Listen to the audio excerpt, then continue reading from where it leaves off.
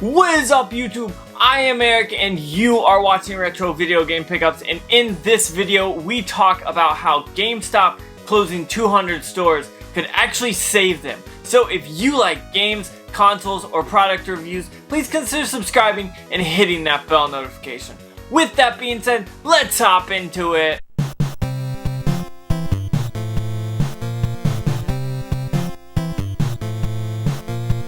Okay, so the news has come down the pipeline, and literally, I mean the news, that GameStop is closing over 200 of their stores. And now this may come as a shock to you. It doesn't shock me, and I'll talk about that a little bit more in this video. But I want you guys to stick around till the end to figure out what I think about GameStop, whether or not it will stay open to the end of 2020 or whether or not it will bankrupt and close down. But let's talk about how GameStop could be saving itself by closing these 200 stores. Now, I'll say this first. There is a GameStop literally like every 5 miles in major cities. Now, that could be a good thing or it could be a very bad thing. Now, here's the reason why. If you have 2 stores within 5 or 10 miles, or you have 1 store within 5 or 10 miles, there is one big difference. The games that go in that area all go to 1 store or get split up into 2 stores. And here is why that is a big deal. Now, say a normal store has 1 head manager and then they've got 2 assistant managers and then they've got 5 people. So say they have 8 people working at that store. Now, there might be more, there might be less. This is just an example. Say you're paying all of those $10, on average $10 an hour. So you're talking about spending 80 bucks each, or $80 when all of those people work 1 hour. So you're talking about somewhat a lot of money. So we're talking about $10 an hour. So if you stay open for 40 hours a week, you're spending $400 on 1 employee. Multiply that by 8 and you're gonna get $3,200. And that's just basically flat math that you have to spend no matter what. So think about it this way. If you double that, that is $6,400 that you have to make to break even on labor. We're not talking about overhead, other overhead like leasing the place you are leasing or renting, whatever it is. You're not talking about the electricity, you're not talking about benefits if you have to provide them, you're not even talking about buying games and selling games. You're just talking about $6,400 or $3,200 that you have to get in sales. So that means you've got to sell a ton of games. If you're only making 5 bucks or 10 bucks off of them, you're gonna go broke. And here's why. If you have a $3,200 store or a $6,400 store and the same amount of games come into both of those, the one with the 32 is gonna make more money because you're not having to basically split it in half. And I think that is gonna be a big proponent for GameStop to kind of grow,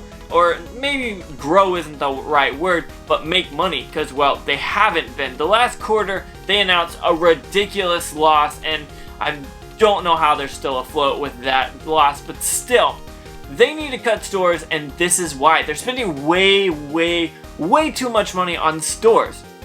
I know they want to have that name brand recognition.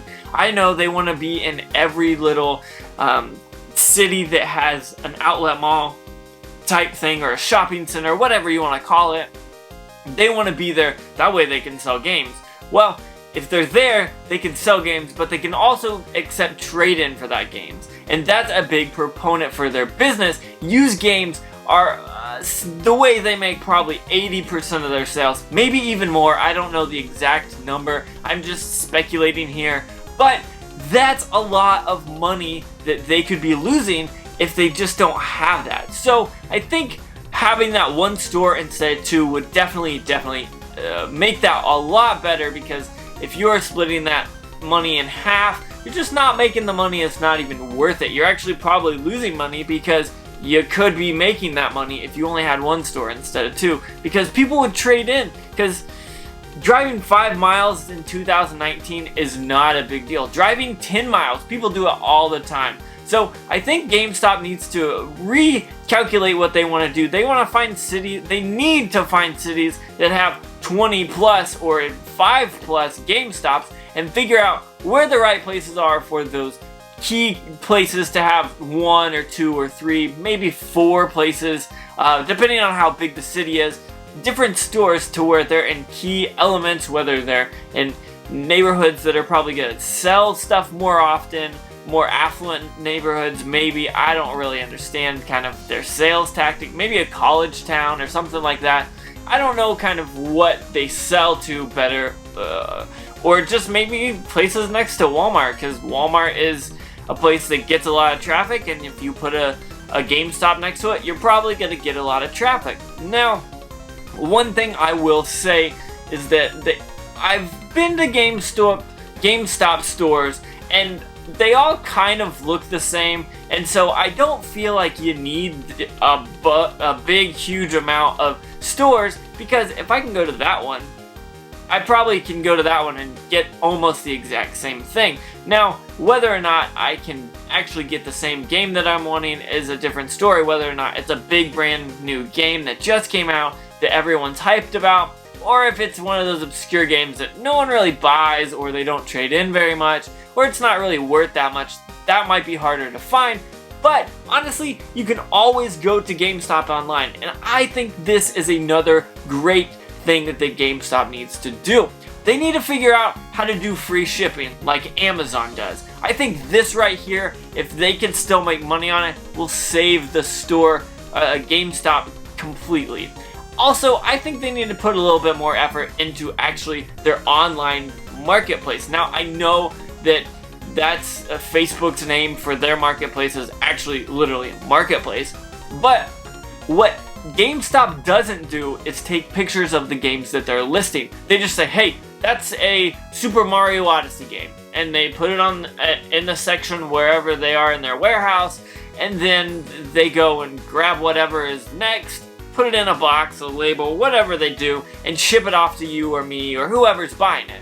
And honestly, I think that could be good for them, or kind of could be bad for them. What I think GameStop really needs to do is change, and this is going to be a big deal for them to do, is change how they sell things, change how they trade in things. They need to say, okay, here's the deal, and this is a $50 game.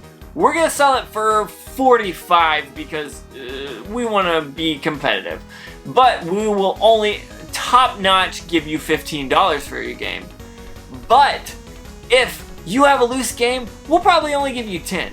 But if you got that complete, we will give you 15. Because, listen to this, if I have a complete copy, I can sell it for more money than that used copy. Now, I know you have to be a little bit more knowledgeable here, but I think it's a training issue. It's always been a training issue at GameStop. They don't train people how to look at discs well. They just kind of go, yep, that works. They don't really know whether or not it's a real used game or not.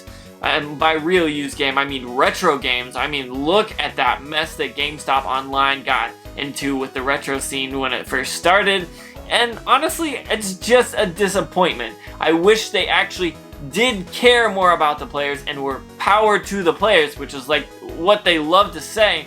But I think the closing of the stores could be a good thing, because maybe this is where they grab all those good people, put those in the cities that they work in already, maybe give them a few more options, say, hey, you can work at this store or this store, but the store you're working at is closing down. We'll give you a 30% raise or whatever menial thing they'll do in order to get that person to move, and maybe you guys can have a workforce that is actually very well versed, very well knowledge. Now, I'm not talking about everyone that works for GameStop, because I have run into those nice people, those good managers. I've run into people that are knowledgeable beyond belief, but overall, it seems like it's just kind of lacking. The training's not really there, like I said, and I think GameStop is really missing out on this. So, what do I think they need to do? I think they need to consolidate these 200 stores, consolidate all that, items, all their inventory,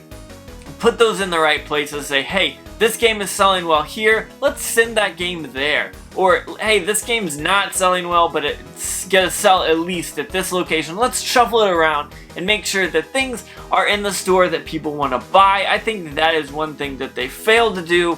From what I've heard is, like, if a store gets a bunch of stuff that they don't want or is in bad condition, they'll just ship it to another store and be like, hey, you go deal with it. And I think that is absolutely ridiculous and is a terrible way to do business. So with that being said, what do I think about closing of 200 stores? I'm sad that people are losing their jobs probably, and honestly I'm sad that you're not going to have as many opportunities to find games, but maybe this will save GameStop, and I'll be okay with that because I like competition. And if GameStop is going away, that is one less company that is selling games, and that is one less company to drive game prices down. So with that being said, I want to say I'm sad to hear this, but I'm glad that they are, I hope, maybe glad's not the right word, I hope they come to their senses and bring this down and get into something better and do something well with it. So with that being said, if you stuck around to the end, now is when I say whether or not I think GameStop will last till the end of 2020. And I think I want to say yes. I want to say no, honestly. But I think if they make good choices and do some of the things that I've mentioned here, they may be able to turn it around and keep this ship from sinking. So I'm very interested to see what GameStop does in the next year, 2 years, 5 years, to see whether or not they stay afloat or go away. So I want to thank you so much for watching. Thank you, really, honestly, I want to say thank you. You make this channel what it is, and I'm very excited and thankful for that. So also don't forget to like, comment, subscribe. Make sure you hit that bell notification because you know that I post all those videos and I want you to know when I do that, and that's almost every day, if not actually every day. So with that being said, one more time, thank you so much for watching, and make sure you have a good day.